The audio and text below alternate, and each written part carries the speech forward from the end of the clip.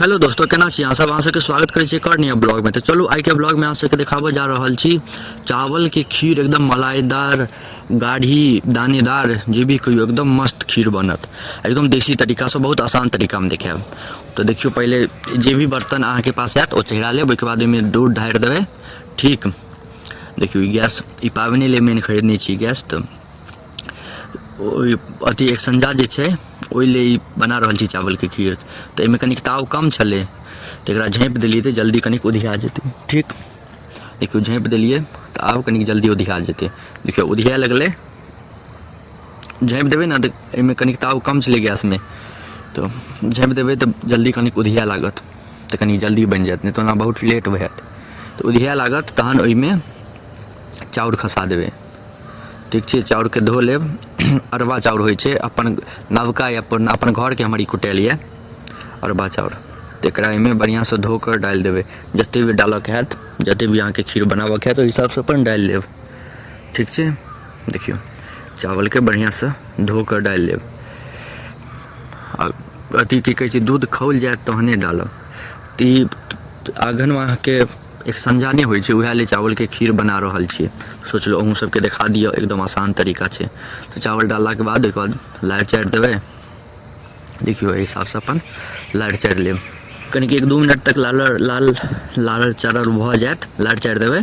तो बाद फेर झाँपि देबै तो बढ़िया से खौल जायत, चाउरो जे काँच यऽ ओ पाकऽ लागत। ठीक छै, देखियो एनाही लारि चारि लेब, कनी देर तक रह देबै, हरदम झाँपिए नहीं देबै। और लाल चारल भऽ जायत तो आब देखियो आब एकरा झाँपि लेब। ठीक छै, झाँपला के बाद फिर कनी देर के बाद देखबै तो उधिया लागल हैत। झपबै ना तो अंदर में प्रेशर बनै छै, तो पूरा लाड़ चाय उधिया लगै छै। ठीक छै, अब इम्हर देखियो इलायची लऽ एलिए, हमरा ई 5 रुपया के देलक। तो इलायची लऽ एलिए, एकरा जे भी भारी सामान हैत ओहिसँ थोड़ि लेब इलायची के, वएह पैकेटे में बढ़िया से थोड़ि लेब, जाहिमे देवल में बढ़िया हैत। देखियो इम्हर फेर और ई झाँपि देबै ना, कियाकि हमरा तऽ ताव कम छलै तेँ झाँपि दै छलिए। तो ओहिसँ झाँपलासँ कोनो खराबी नहीं हैत, कोनो बेकार स्वाद थोड़े ना हैत। ताव कम छलै तेँ झाँपि दै छलिए। देखियो एखनो काँचे छै, एखनो और हेतै, तो झाँपि दै छियै तो जल्दी जल्दी उबलऽ लगै छै। तो देखियो कते बढ़िया से उबलि रहल छै, देखियो कते मस्त लागि रहल छै। ओहिके बाद एहिमे चीनी खसा लेब।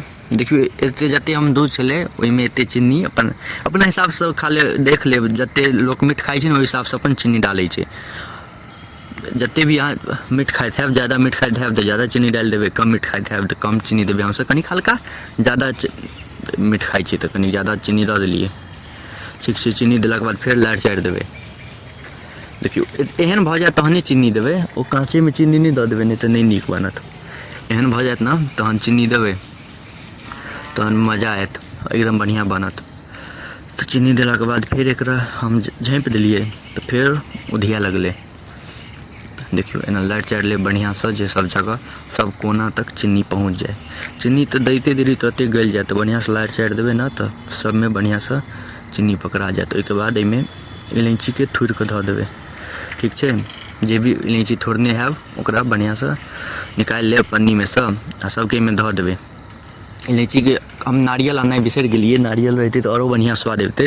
तो अहाँ सब नारियलो लऽ आयब आ नारियलो धऽ देबै तो बहुत बढ़िया स्वाद हैत। तो देखियो इलायची के बढ़िया से धऽ देलिए, ओहिके बाद फिर मिला देबै। और देखियो भऽ गेलै। आब बस दूध के जराबऽ के छै। देखियो कते मस्त लागि रहल छै।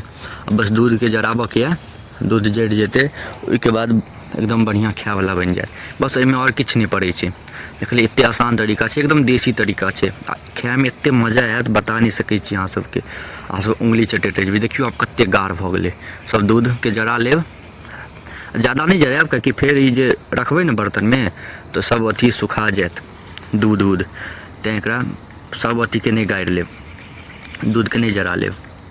देखियो कते मस्त गाढ़ बनि गेलै। अब खाय में बड़ मजा आयत। तो अहाँ सब बतायब अहाँ सबके केहन लागल। अहाँ सब जरूर एक बेर घर पर जरूर ट्राई करब, खाय में बड़ मजा आयत। बहुत मस्त मलाईदार गाढ़ी एक नंबर लागत। देखियो कते मस्त लागि रहल छै, एकदम गर्दा खीर, चावल के खीर। तो अहाँ सब बतायब अहाँ सबके केहन लागल। एते देर तक देखऽ के लिए धन्यवाद। नीक लागे तो लाइक, कमेंट, शेयर, सब्सक्राइब जरूर करब। हम अहाँ सब लिए एनाही ब्लॉग डालैत रहब जे भी मिथिला से संबंधित हैत। अहाँ सब एनाही प्यार बरसाबैत रहियो। तो मिलै छी अगला ब्लॉग में, तब तक के लिए धन्यवाद। जय हिंद।